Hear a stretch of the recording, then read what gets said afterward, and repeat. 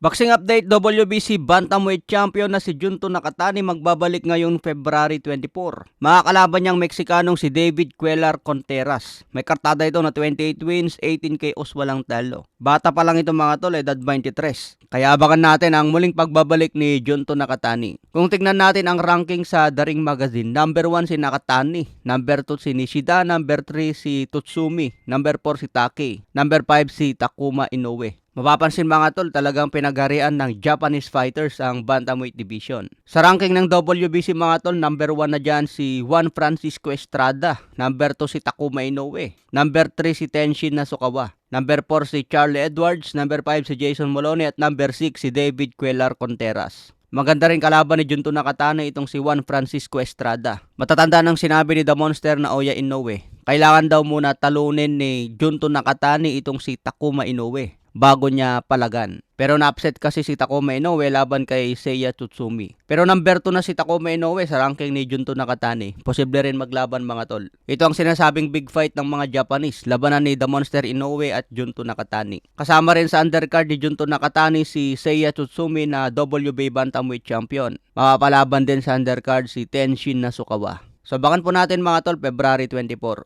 Sa iba pang balita, ayon sa interview ni Nonito The Flash Donaire, gusto pa rin daw talaga bumalik sa ranking mga tol. Meron pa rin daw apoy na gusto niyang lumaban ulit. Gusto pa rin niya makasungkit ng isang titulo sa Bantamweight Division. Kaya kailangan daw muna ni Donaire makapasok sa top 5 para mapalaban sa champion. Kahit may edad na raw si Nonito Donaire, nandun pa rin yung kagustuhan niya na lumaban ulit. Hindi pa raw tapos ang kanyang boxing career. Huling laban ni Donaire natalo kay Inoue at Alexandro Santiago. May kartada ngayon si Donaire na 42 wins, 28 KOs, may 8 talo. Sa ibang banda ayon kay Leonard Elerbe, sinabing peke ang sinabi ni Tank Davis na cancel ang laban kay Lamont Roach. Tuloy pa rin daw ang laban ni Tank Davis ngayong March 1. Sa ibang banda, laban ni Terence Bud Crawford at Canelo Alvarez, posible pa rin daw mangyari ngayong 2025. Kung magkasundo si Turki at Canelo Alvarez sa kanilang pag-uusap, posibleng maikasa. Muling magbabalik si Canelo Alvarez ngayong Mayo. Kaya abangan natin kung sino ang kalaban. Full pack na naman ang abangan natin ngayong February hanggang Marso. February 1, laban din ni David Benavides versus David Morrell. Sabi ni Benavides, isunod niya si Arthur Beterbiev at Dimitri Bivol. Pinangako ni David Benavides ang isang knockout kontra David Morrell.